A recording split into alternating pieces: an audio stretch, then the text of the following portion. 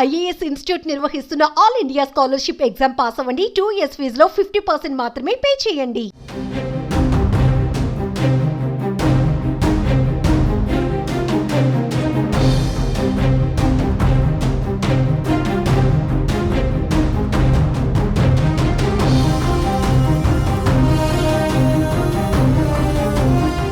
EPF సర్వీసులను బలోపేతం చేసేందుకు ప్రభుత్వం చర్యలు చేపడుతోంది. ఖాతాదారులకు మెరుగైన సేవలందించే విధంగా మార్పులు చేస్తోంది.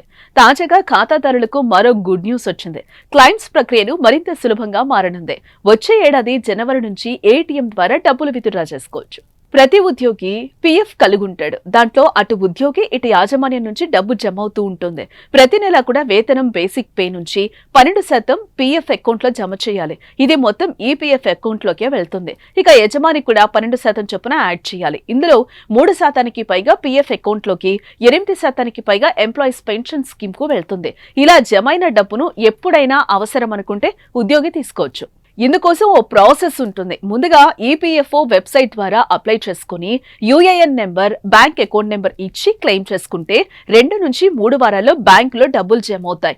అయితే ఇకపై ఆ బాధ అవసరం లేదు. వచ్చే ఏడాది జనవరి నుంచి ఏటీఎం ద్వారా డబ్బులు విత్డ్రా చేసుకోవచ్చు. పీఎఫ్ విత్డ్రా కోసం కొత్త కార్డ్ జారీ కానుంది. దాని ద్వారా ఏటీఎంల ద్వారా సులభంగా విత్డ్రా చేసుకోవచ్చు.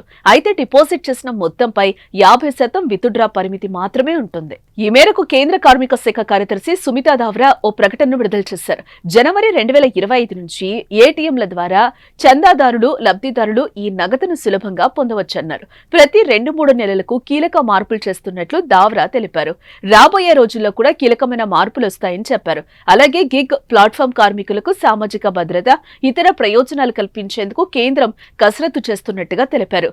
ఈ కామర్స్ సేవల రంగంలో వారు సమర్థవంతంగా పనిచేసేందుకు, దేశ ఆర్థిక వ్యవస్థలో తమ వంతు పాత్ర పోషించేందుకు వారికి సామాజిక భద్రత అవసరమని, దానికోసం పథకం రూపొందిస్తున్నామని వెల్లడించారు.